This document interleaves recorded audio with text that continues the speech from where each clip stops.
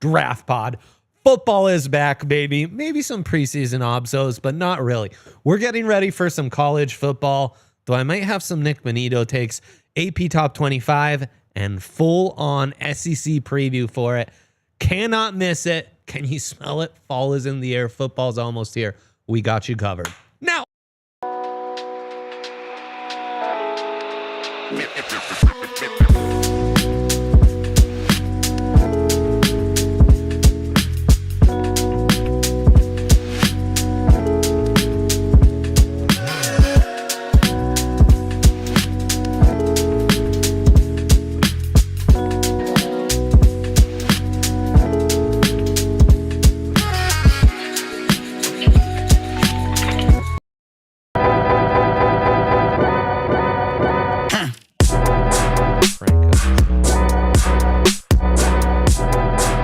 DNVR Draft Pod. We're doing it. That's right. Live from downtown Denver on the corner of Colfax and York above the DNVR bar. Yes, sir. We are here in the Toyota Lounge. We, of course, driven by your Front Range Toyota stores. Toyota, the official vehicle of DNVR. And my friend. What's up? My dear friend, the man, the myth, the legend. Ah, that's you. The Schwan man, decked out in a little race gear, huh? Yeah, I'm feeling it. It's the summer break. It's this weird time between no F1, no football, and I'm just kind of longing for the better days ahead. Yeah, it's why tennis has become a new addiction of mine. Tennis is always there to kind of imagine if the Rockies did anything. Quench the old appetite. I know. Could I even sustain watching a baseball team every single day? I don't know. And living and dying on that? It probably wouldn't fit into the schedule right now. No, but it'd be nice background noise. It would be, and I do enjoy just being, they've got construction at the light. It goes from 2 lanes to 1 right at so I stand by the person honking there. Again, when I tell you on the corner of Colfax and York, we're not just teasing things. No. We live it, we breathe it, baby. It's true. There's a little spot like behind or where the cones are, like 2-hour parking. I parked there one day after the show. We go late. We go late now. We get out at 4:30. Yeah. I honestly probably stood there waiting to merge for 4 or 5 minutes. Yeah. Swear to God. That's one where you might be better. No, I did. I backed it up and I went through the parking lot. Yeah. The alley's your best friend. And just, instead of Colfax, you just take 14th down a little bit, you know? I would love to. It's impossible to cross Colfax. I almost ran over a biker once doing that. So you do got to roll. No, he literally ran a red light. Well, yeah, I saved his life. Red lights and like stop hands mean nothing on Colfax. They don't. Turns out on 14th either. Downtown Denver, actually. Yeah.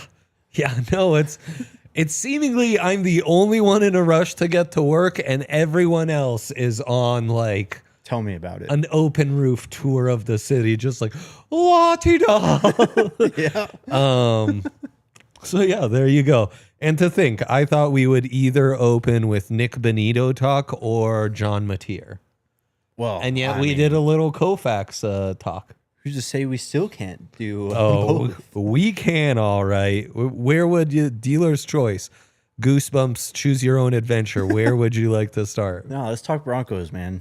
Let's get your Nick Bonito takeoff. I thought as I was putting on this t-shirt this morning and watching the game that Nick Bonito proved exactly what I've been saying for a lot of the offseason, which is he is far from the perfect player.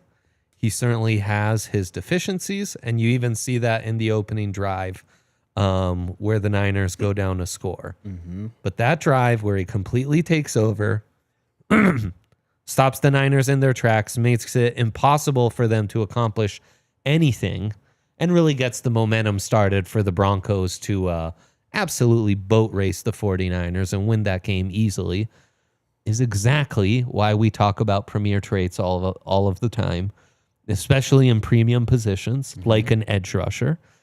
And that's why you pay a guy. Because, again, he may not be perfect, but you know what? There's plenty of guys you can find to help and stop the run. There are very few guys you can find who can just completely wreck a drive, who, when you're game planning for the Broncos, and you might have an injury on your O-line and have a backup, boy, are you terrified for him to line up against 15. Yep. Because he'll do exactly what he did against the Niners backups in that drive. Like, he is just impossible to block one-on-one for all but, I don't know, 8 offensive tackles in the whole league. Maybe that number is 12, but it's not very high. And honestly, as much as those are premier traits, it might be harder to find the guys who have the premium traits or the premier. What do you prefer, premium or premier? Premium. I go premium position, premier traits, but it's a little semantics. That you're throwing my mind for a loop. I've never thought about this before. Right? I know. Only my wife has all the semantics lined up and ready. Shout out to her. So great. Love you, honey. As hard as it's to find guys who can do what Nick Bonitto does, it's even harder to find guys who can stop what Nick Bonitto does. Yes. Because to have the power to exploit his weaknesses and then the feet to kind of match, it's almost impossible. He's a pure athlete. He is insane. That's exactly what the profile was when they took him 64th overall, into the second round that year. I mean, we were talking because that was when we were in the midst of the Russ trade. Dark days. But that was the first pick in that draft. Yeah. And they absolutely knocked it out of the park. And it's because they saw the traits of a premium position, but the player wasn't obviously finished yet. And we saw that progression the last 3 years, and they're getting rewarded for it now, man. This is why you draft. Now you got me thinking about it. Premium traits at premier positions? Dude, is that correct? You reversed them, but It sounded great coming out of your mouth. It sounded great. They are Duolingo. They apply all the same. Yeah, just really impressive stuff. And I would sign him sooner rather than later because it has to be happening soon, right? I think you are playing with fire to not do that. Look at the Cowboys. Well, yeah. Don't do that. Also, look at, that game. Well, it's just like good reminder of we already knew this. Dude's a cheat code. He is. He's gonna have a big year. Yeah, remember there was a time where Broncos second round picks were such a joke. Yeah. And now Bonitto, Cortland Sutton got a bag. Mm-hmm. Zach Allen, former second rounder, not for us. Right. But he was a 1-for-1 swap with Draymond Jones, who maybe was a third rounder. I think he was, but Draymond was a good pick. So RJ now, though, too. I'm excited. Feel like we're maybe turning a corner here. Did you have any more preseason takes? The fact that I don't care about him.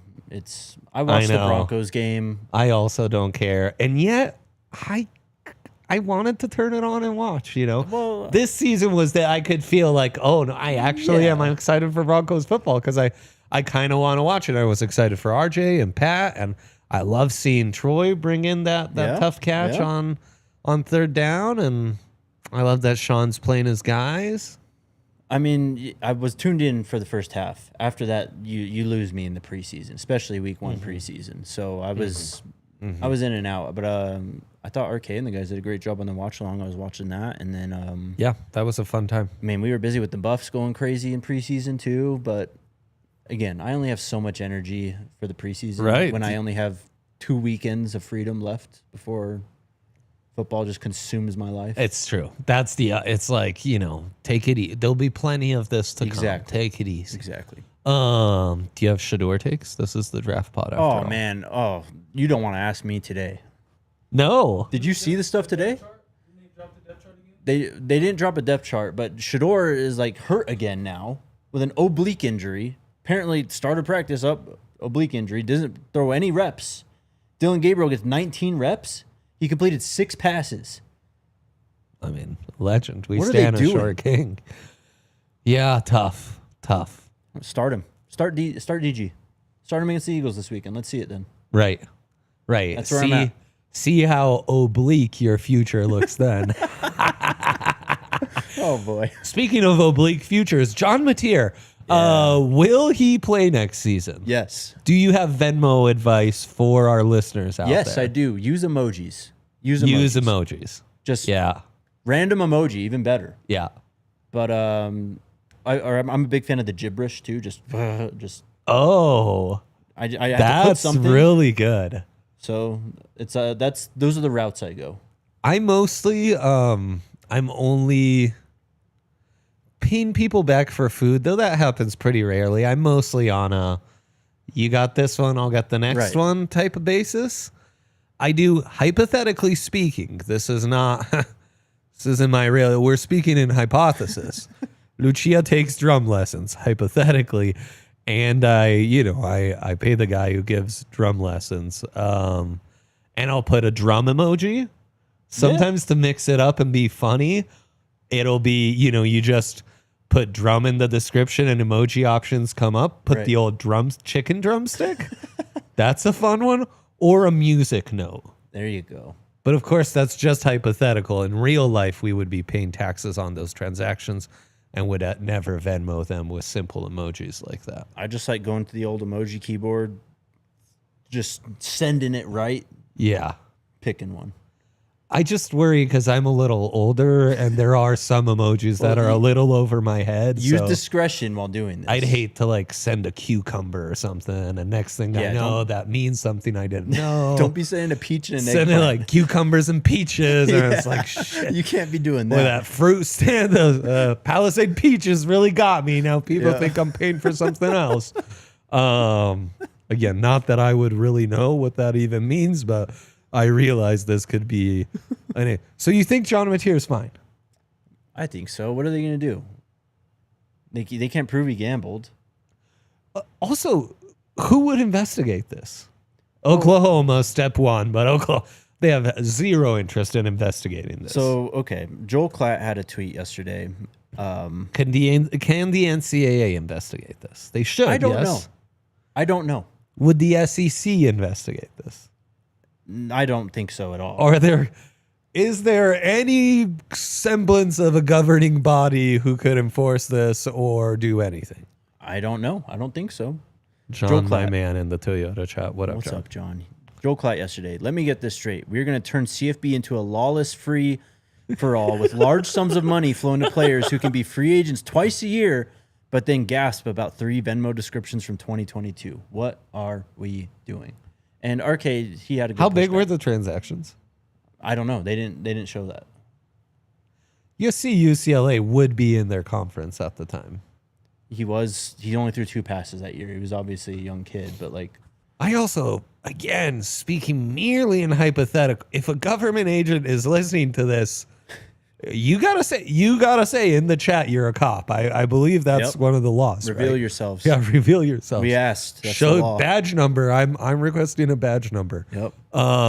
And for you to turn your camera on. Arcade did push back on that tweet though. He's like, "Well, look, gambling is bad. That's like spirit of the game stuff," which is I agree. It is. But like it is. It's not like we found his DraftKings account. No. Or like, you know what I mean? Didn't find the bank account. Yeah, so also I think he's got a great defense. It's a bit. It's an inside joke with the homies. He would never bet. He's just doing a bit. Yeah. And I mean, you work with some great bitsmen. You know a good bit when you hear it. We're doing it. Great bit. We are.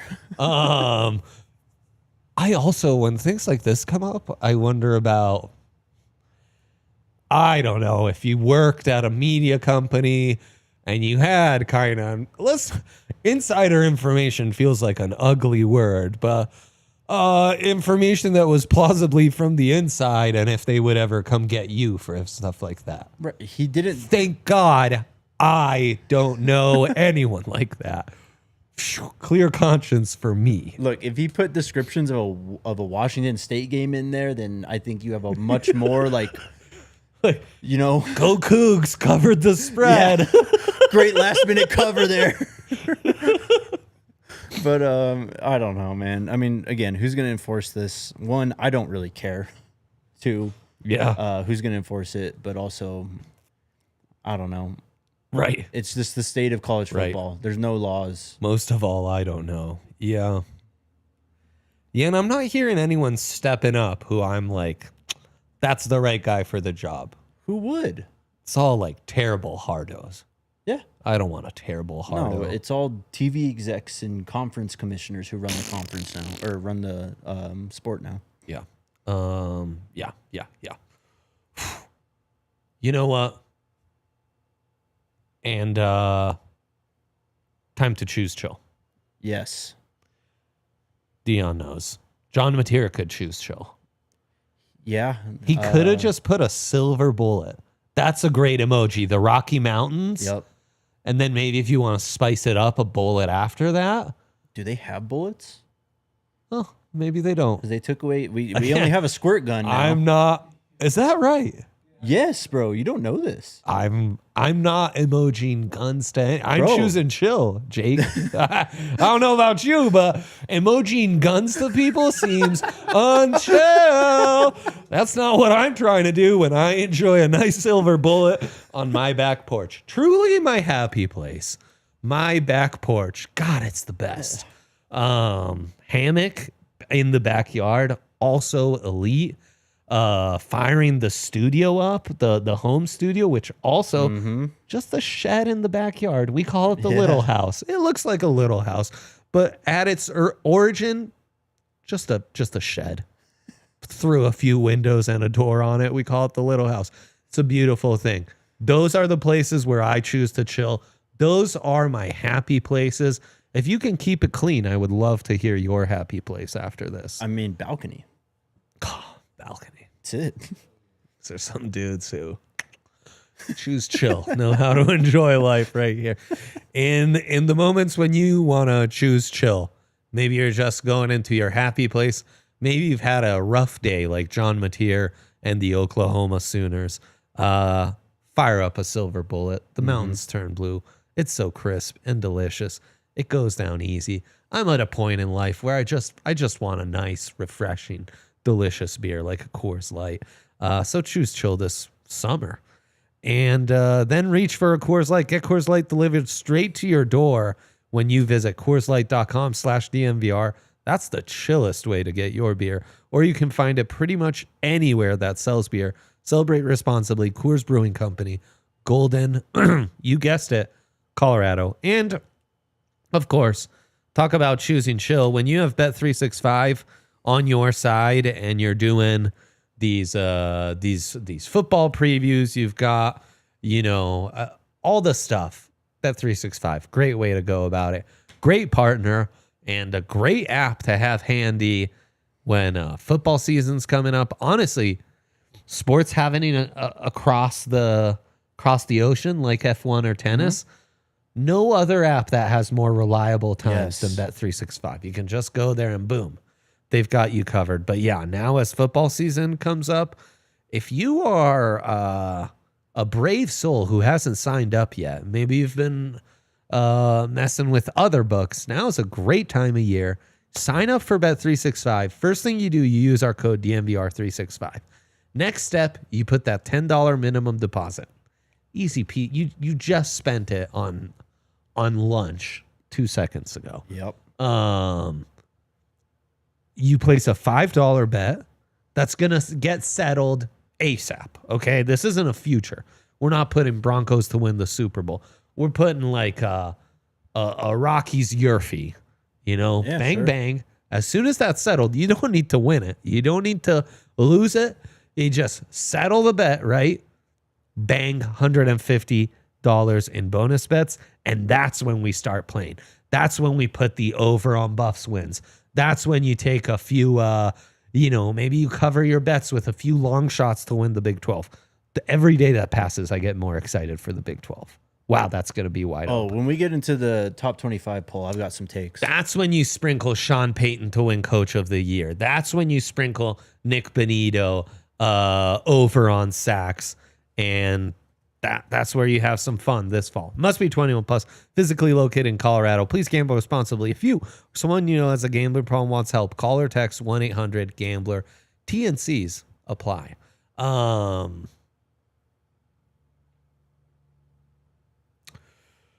John Grace, some good Toyota chats in here. John saying, too early to say we need to invest in the O-line next draft, but would you say that's one of the areas with the least strength or depth?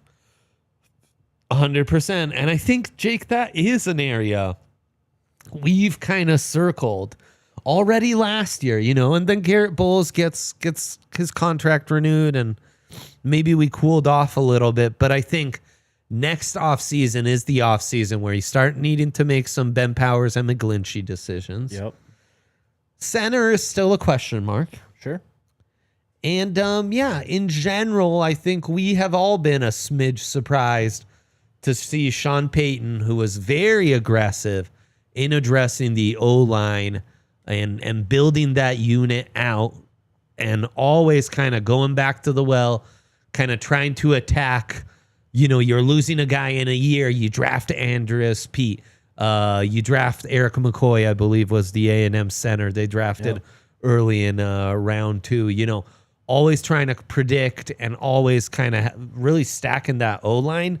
I think that finally starts next year for Sean. And yeah, I mean, O-line didn't look great. I think Brandon Thorne, who's at Bleacher Report, and I've known him for a while, he's kind of been on that grind and one of the best to do it on draft Twitter when it comes to breaking down O-line and really thinking of all aspects of offensive line play, not just the more technical on-field, but roster construction and what have you.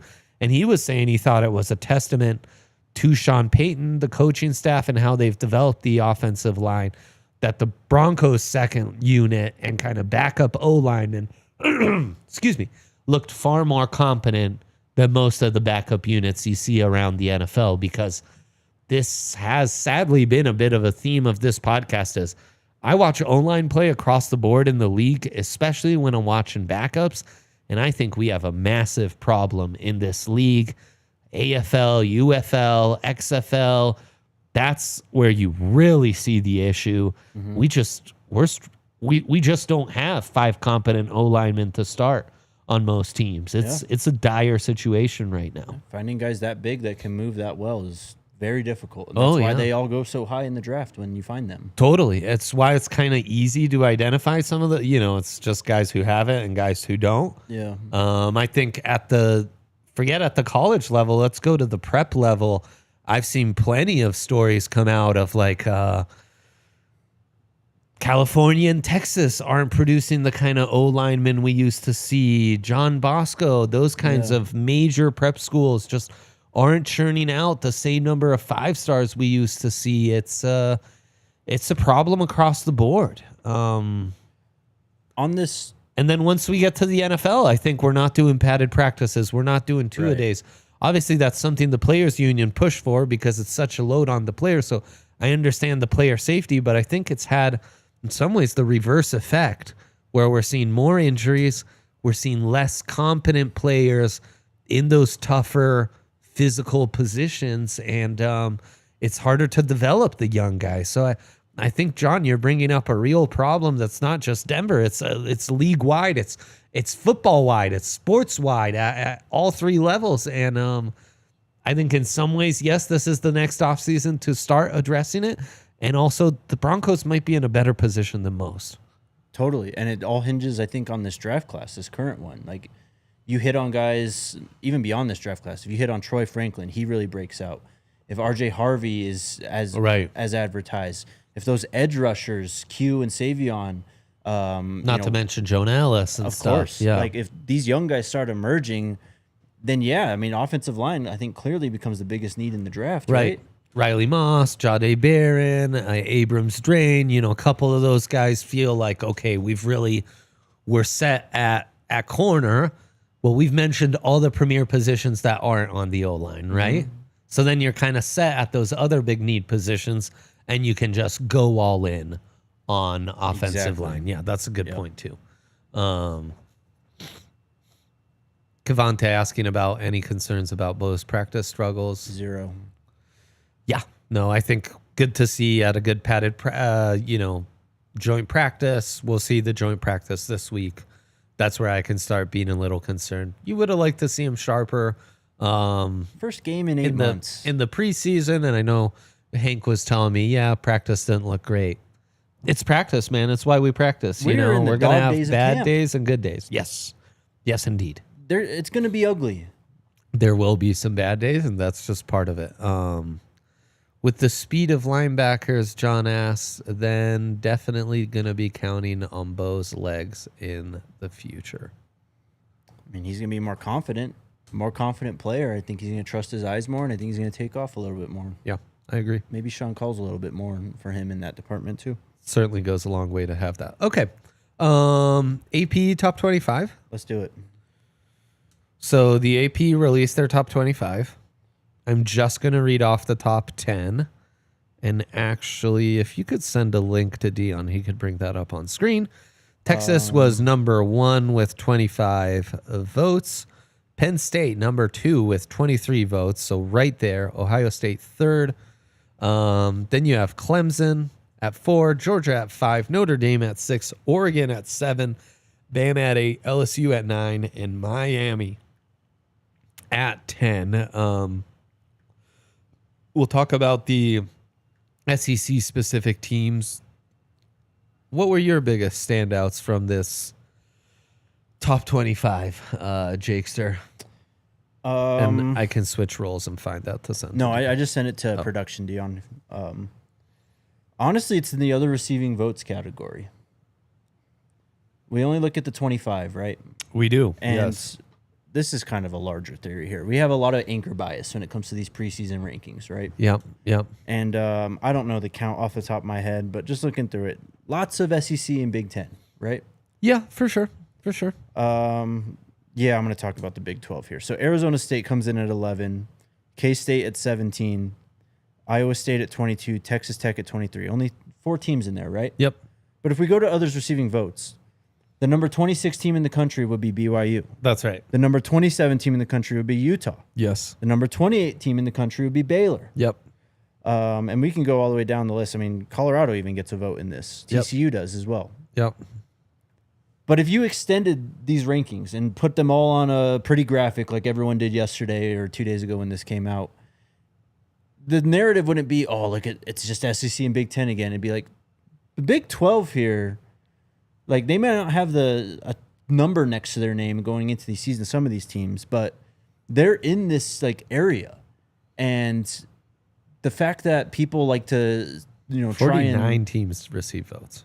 They like to throw dirt on this conference and, it's just not as competitive. Well, it's like, I mean, they don't have the Texases and the Oklahomas anymore for sure, but like this is one of the tougher conferences in terms of top to bottom in the country. The more I'm prepping for the season, the more excited I am for the Big 12. And again, I mean, it's the conference of quarterbacks. You have so many veteran returning quarterbacks, which always raises your floor significantly as a conference. Yeah, there's just a lot of excitement going on.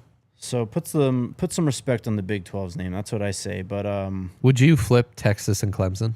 Yes. After doing last week's show and talking up Clemson, go Tigers. Yeah, I too feel like that. And it helps that you're in the ACC. Well, yeah. So now, of all the calendars in the SEC, I think Texas has one of the easier ones. Yeah. Especially their non-conference to start the year. It's Ohio State at the shoe. But then it's San Jose, UTEP, Sam Houston. So nice and easy. Florida, Oklahoma could do worse than the SEC. Kentucky, Mississippi State, Vandy, and then at Georgia, Arkansas, A&M. So that's could do a lot worse. I think you'll be favored in every game that isn't. Forget Ohio State, but every game that's not at Georgia, you'll be favored. So that helps them. But yeah, Clemson seems set up even better. For sure. I mean, top to bottom, they have the best roster in the country, in my opinion. Clemson, that is. Yes, Clemson. Texas lost some guys to the NFL. And look, this is my argument all offseason has been, look, it's Texas. They're just going to replace them. And I do believe that. A lot of this is, it's got to be arch hype, though, right? to get Yeah, 25. I mean, for sure. I do like First I place do votes. like what Texas has. I think they bring back So do I. a lot of talent on defense, and then Sark has had a good track record to where you feel good about they'll be able to figure things out on the offensive line at running back and at wide receiver, you know. Yeah, but Texas, Clemson, already has dudes. Clemson does have some talent. You know, on Bet 365, Texas the favorite to win the Natty. Clemson plus 1,100. I mean, Might be a bet we like. I like that. I do. Yeah. That might be the best odds you get on Clemson the rest of the year. And Penn State somewhat falls in the Clemson zone. Like they're For sure. pretty loaded. When it comes to quarterback, I'm taking Alar behind Arch even, but Klubnik and a lot of guys. Klubnik, I don't know. Be tough. I'm definitely not a big Alar guy, but At least Klubnik gives you the legs. well, Alar has can that run. too. Yeah, but he's sloppy, man. Yeah, he is. He does give me some concerns. We'll get into some more talk on the top 25 and start getting into the SEC preview on the other side of this here break. We, of course, want to give a shout out to our good friends at Toyota. Trucks have always been a part of Toyota's DNA for generations. If it's a truck, if it's an SUV, Toyota has you covered. It's why they are the perfect Colorado car. Perfect car to get lost, go into the mountains. Perfect car for our Colorado winters. A plethora of all-wheel, four-wheel drive. They, of course, have some awesome sedans as well.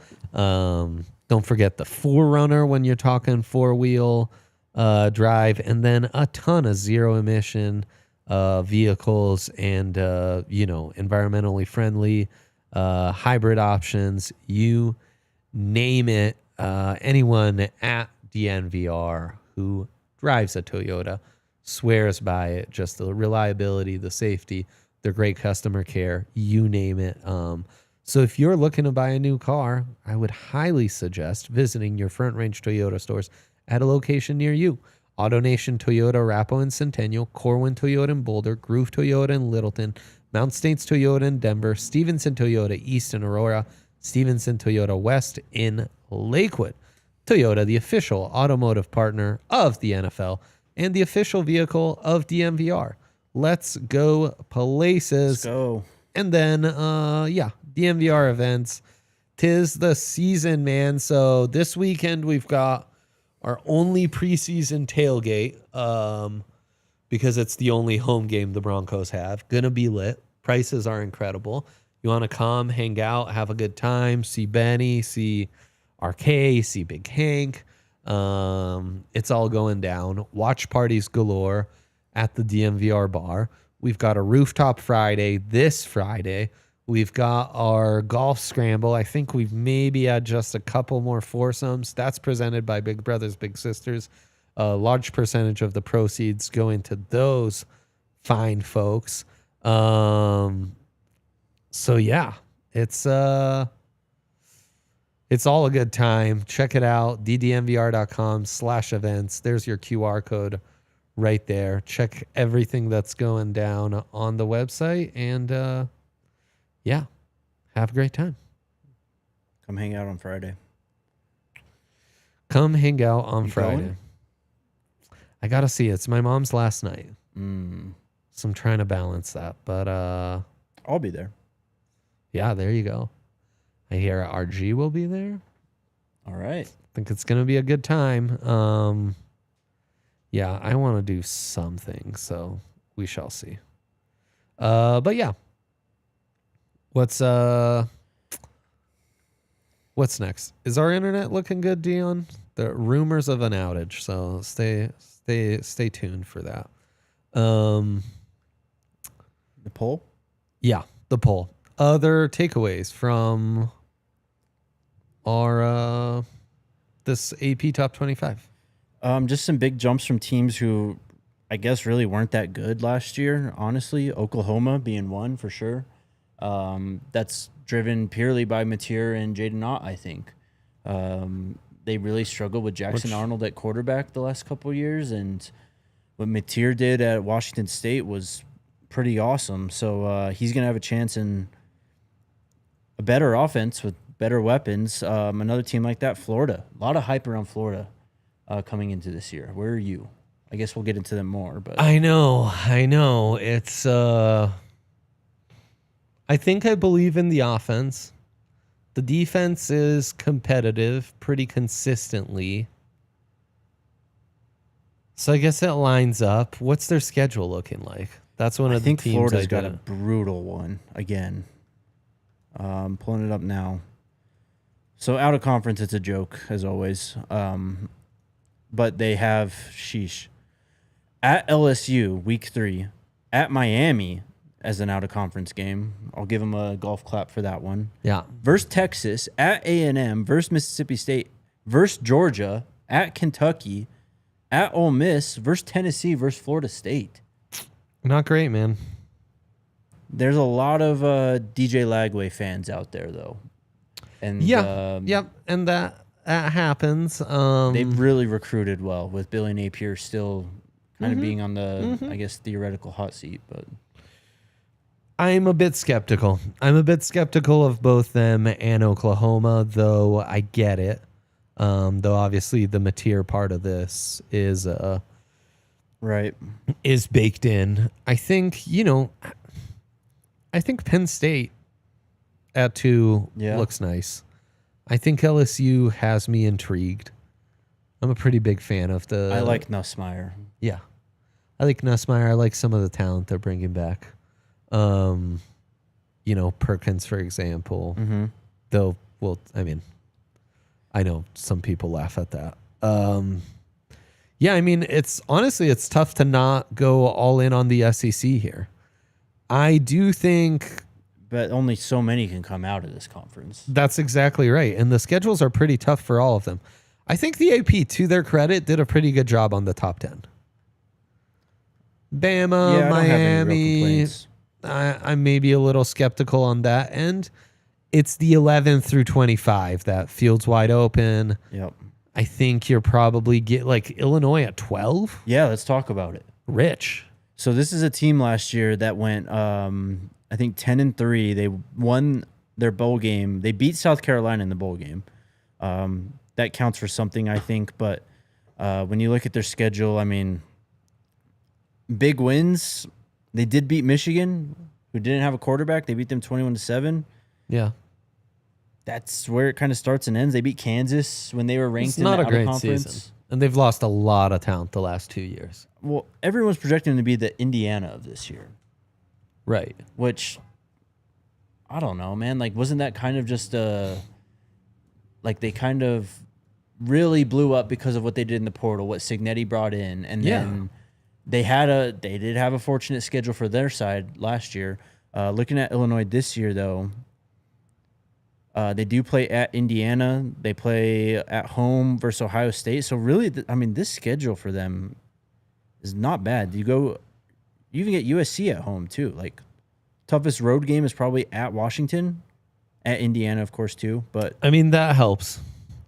Luke Altmaier returning as their quarterback helps. They've definitely coached up defense really well. Can they replenish after losing a good amount of talent to the NFL? And can the offense kind of find a different gear that we haven't seen so far? That would be my biggest questions. But geez, all the way up to 12? Yeah. Seems crazy. South Carolina, we'll get into it more. Lenora Sellers, yes. You do lose Raheem Sanders. You do lose some talent on that D-line. And you know what? Speaking about that, I saw a tweet over the weekend that said, Raheem Sanders had a great first preseason game, one of the most overlooked backs in the 2025 draft class. Rocket Sanders, he's amazing. You were the only one. If you watched SEC football, you knew all about Rocket Sanders, and you've known about that for years. He was phenomenal with the Hogs, right? And then was incredible with South Carolina. Yep. Yeah, they've lost some talent. So, and now they also have some high end talent, right? They've got it's not just Lenora Sellers. It was the Dylan star. Stewart. Yeah. They've got, and TJ Stewart's a Sanders was a beast. 3rd-round pick, and he's been balling, it seems like. TJ early. Sanders went high. There was another edge rusher that went, Kennard. Yeah. Who, I mean, was like leading the SEC in sacks. Yep. So I don't know. I think it's going to be hard for them to replicate what we saw last year. And last year they still weren't good enough to be ranked 13th. You just have a quarterback, though, that can take you in and win almost any game if he's on. If he's on, but we know like Lenore Sellers, he'll be one of those quarterbacks who giveth and taketh away, right? Yeah, for sure. But come on, we're entering like the 3rd year for him. Like, this is it. I get the hype. I really do. It's just, yeah, he's got to deliver. Oh, big time. So, And I mean, as a bit of a like underdog in a lot of games, Michigan at 14 seems rich, much like Florida at 15. Like, you're just counting on some really young quarterbacks. he is the top recruit in the country. Let's get into some SEC stuff, and Okay. we'll still keep talking about this. Who I am quite intrigued by is Texas A&M. Yeah. I like that quarterback, man. Okay, but they're like one of the most overrated teams of the last 15 years. This is every year we do this. I know, Every single year. But could Elko maybe have found something and started to figure some things out a little bit last year? I'll give him credit. He stabilized the might ship. it be different with Elko a little bit? Yeah. I kind of seem to believe. And so that gives me more belief in the defense. I think the O-line should be pretty good, including having like Trey Zune, a Colorado kid, star left tackle, Yeah. who could really come into his own. It's Marcel Reese, yes, but Yeah. Le'Veon Moss is a huge returner at running back there for them. Will Lee's a corner who really stood out to me last year when watching A&M. And then Reese was like, now he's going to be inconsistent as well, but that's a quarterback who has some game-breaking athletic traits.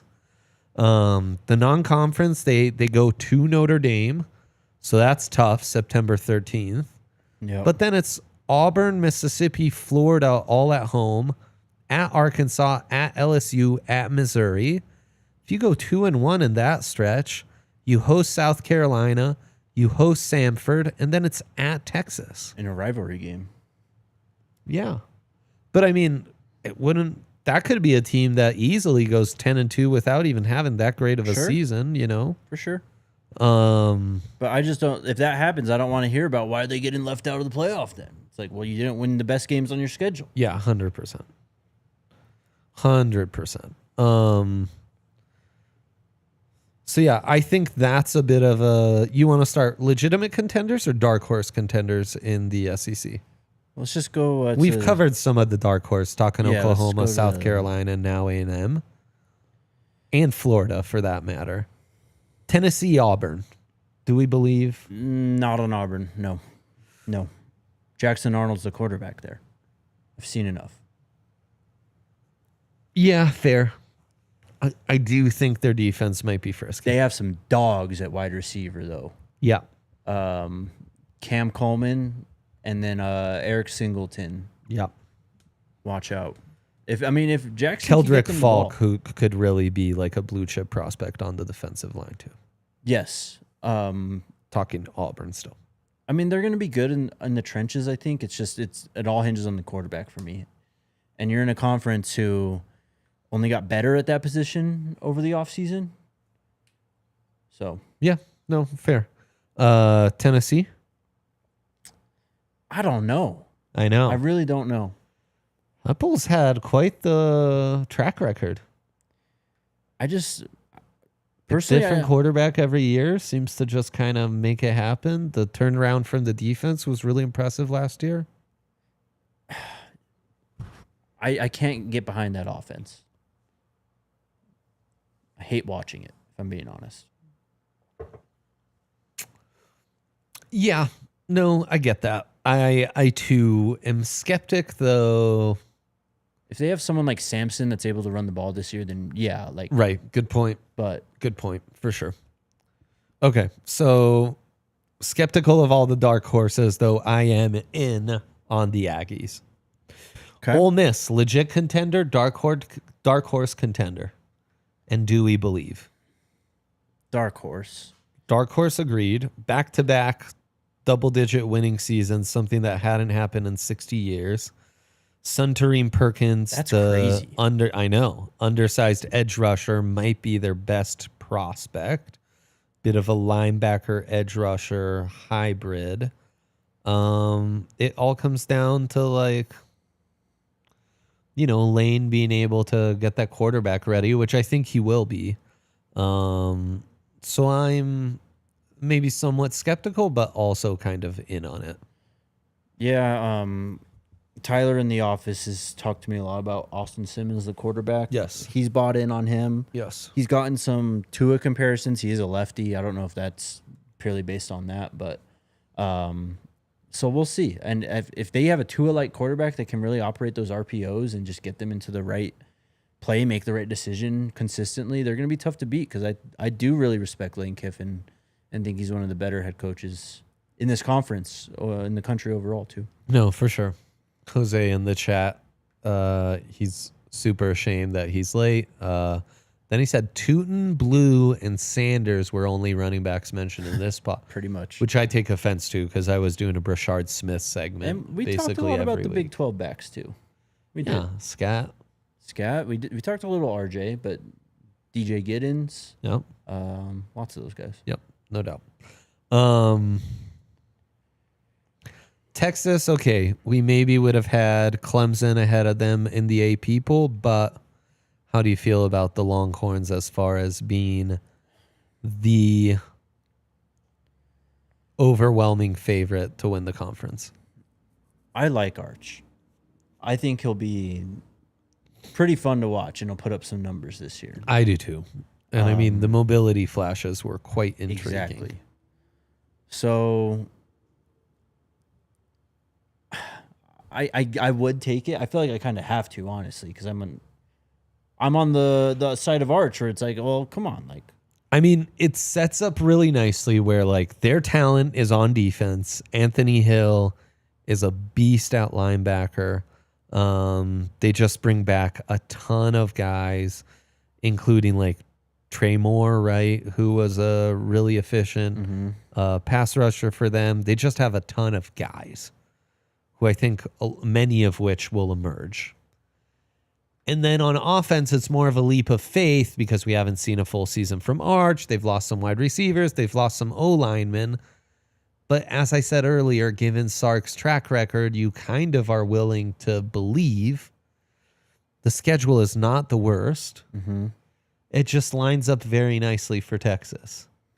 Now, they are typically kind of a team that underwhelms. I think it's a little different under Sark, though. Yeah. Yep.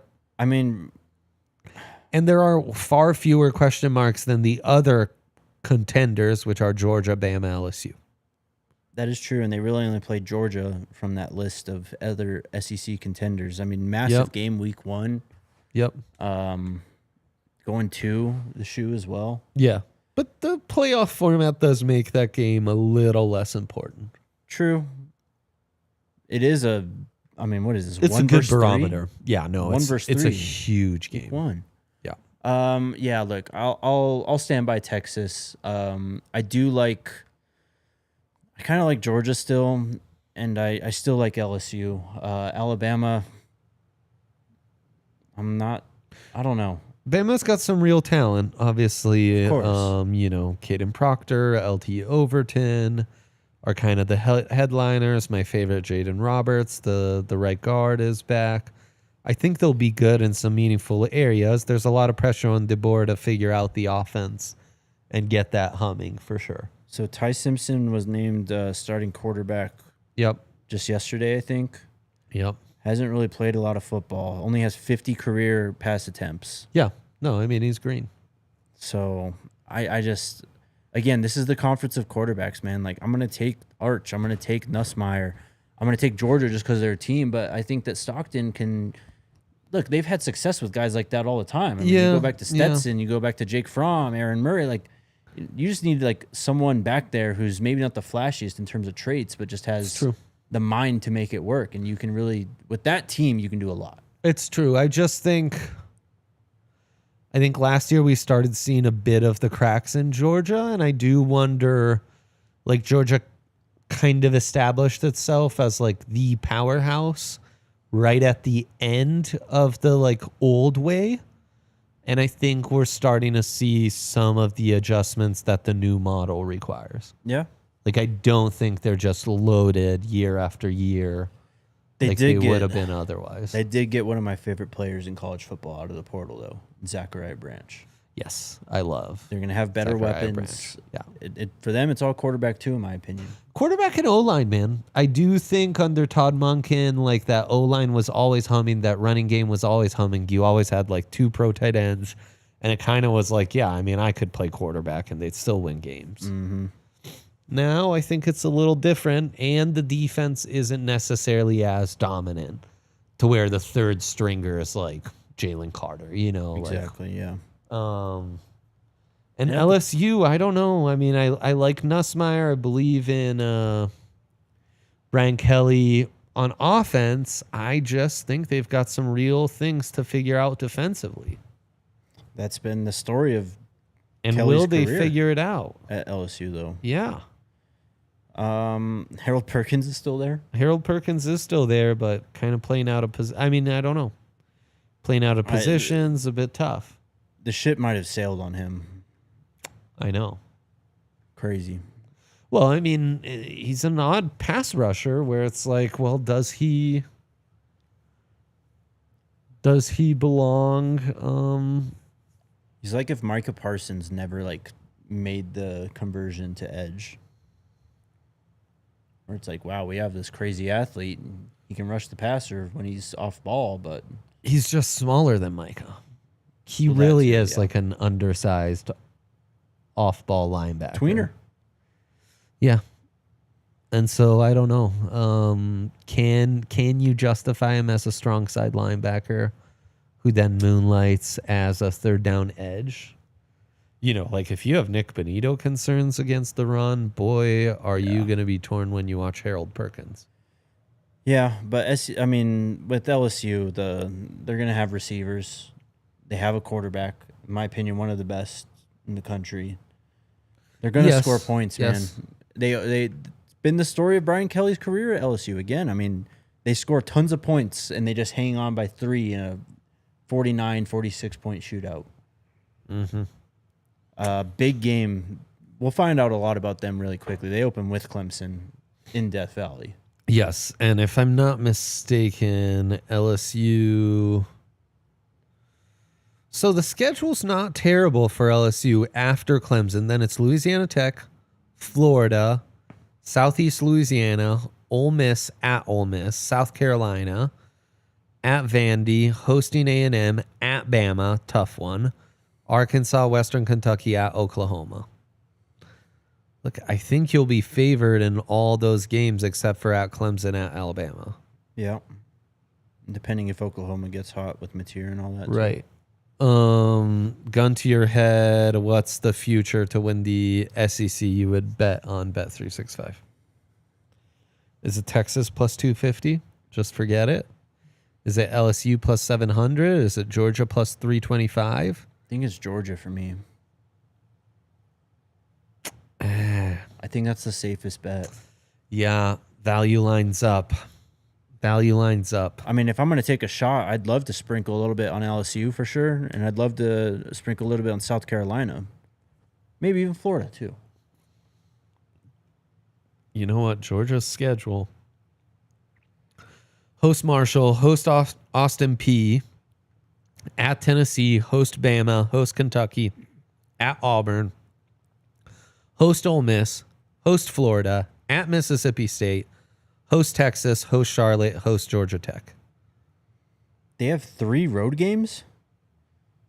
That's right. The SEC is such a joke, bro. That is right. Such a joke. Yeah. Come on. That's pretty unserious. So, I mean, if you split Bama coming to your house and Texas coming to your house, you're looking pretty good. For sure.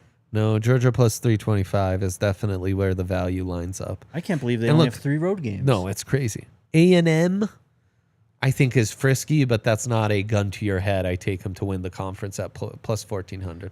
And there's a difference between I think they're frisky and I think they can legitimately win the SEC. Sure. 100%. I get you. Let's answer some questions. John Grace on what we were talking about with the O-line earlier in the show. Agreed on Powers. He's looked like the weakest link I've seen this year. I would add last year too. Get ourselves a good left tackle next year. And if he can't hack it at left tackle, transition him to guard, he's asking. What I was talking about with the prospects last year is you find yourself a guy who is kind of profiles as a left tackle, but can play guard. Kelvin Banks, Josh Connerly Jr. There was a lot of guys in last year's class that profiled this way. Exactly. Will Campbell. You start their career off at guard on the inside, and then as Garrett Bull starts to get older, or Mike McGlinchey maybe goes, you transition him either to right tackle or left tackle. I think that's what you do, and it's a similar plan to like Wirfs was drafted natural left tackle, but he starts his career as a right tackle, then transitions to left tackle.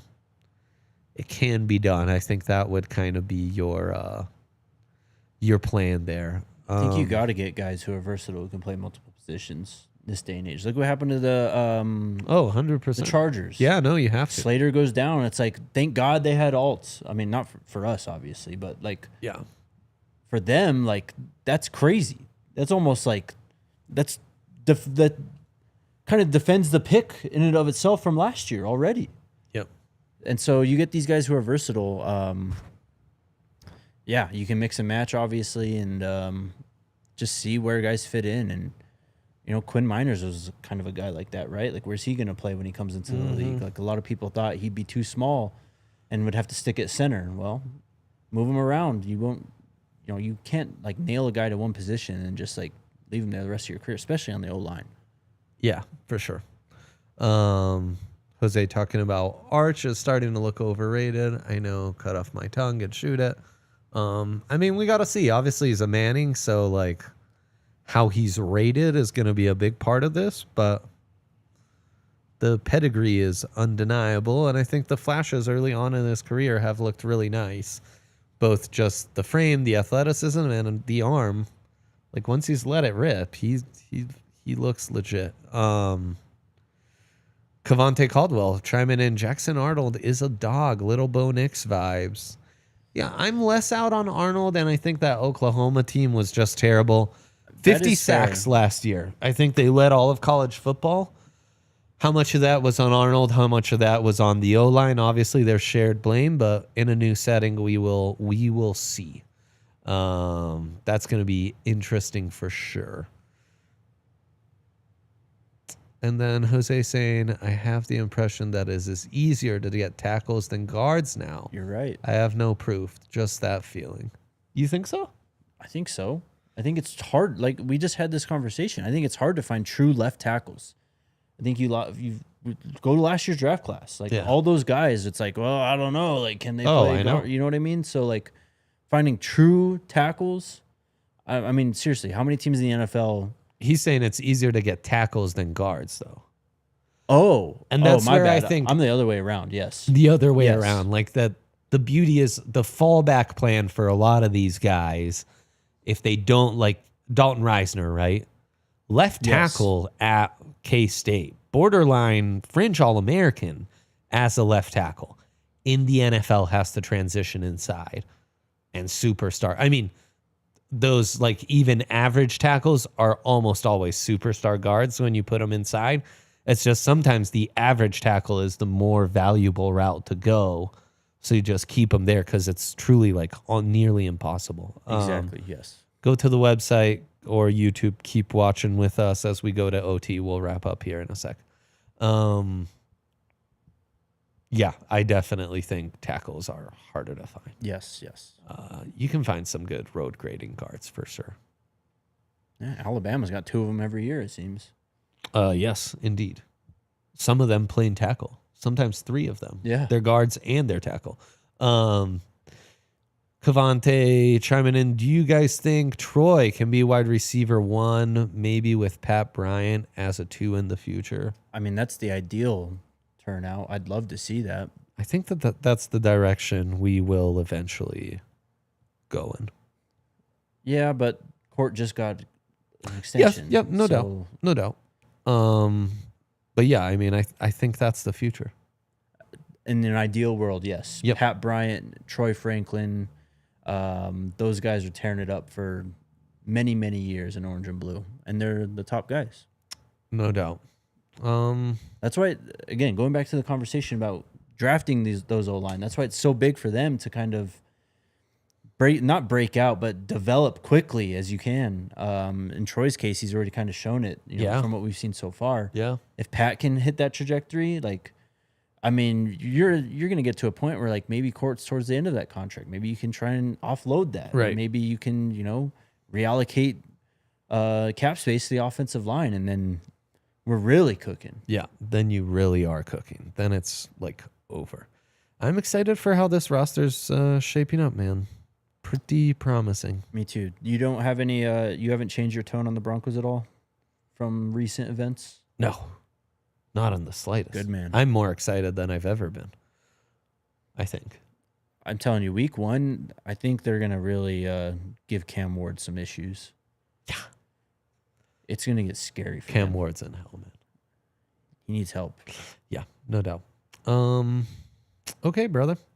Thank you all for tuning in. Appreciate everyone in the Toyota chat. Leave us a thumbs up on the way out. We will be back next week. As always, big thanks to Dion Smith as well on the 1s and 2s. Shout out, Dion. Till then, we out. Bye. We all silly like the mayor.